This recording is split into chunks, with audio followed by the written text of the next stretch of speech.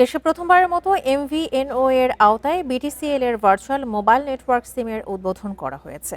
সোমবার রাজধানীর গুলিস্তানে বিটিসিএল কার্যালয়ে এই উদ্যোগের উদ্বোধন করেন ডাক, টেলিযোগাযোগ ও তথ্য প্রযুক্তি মন্ত্রণালয়ের দায়িত্বপ্রাপ্ত বিশেষ সহকারী জনাব ফয়েজ আহমদ তৈয়ব। উপস্থিত ছিলেন এই মন্ত্রণালয়ের সচিব আব্দুন নাসির খান।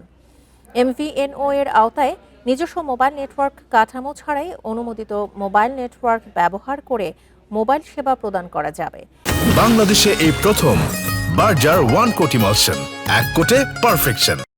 এই উদ্যোগের মাধ্যমে বিটিসিএল একটি আধুনিক টেলিযোগাযোগ সেবা প্ল্যাটফর্ম গড়ে তুলবে, পাশাপাশি বিটিসিএল এর অবকাঠামো ব্যবহার বৃদ্ধি পাবে বলেও জানান ফয়েজ আহমেদ তৈয়ব।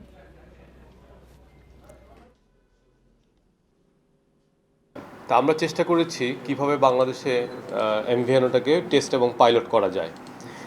তো আপনারা জানেন যে একটা ভার্চুয়াল অপারেটর যদিও সে ইনভেস্ট করে না, অন্যের নেটওয়ার্ক ব্যবহার করে, কিন্তু তার বিলিং এবং ইন্টিগ্রেশনের যাবতীয় সেটআপ থাকা লাগে।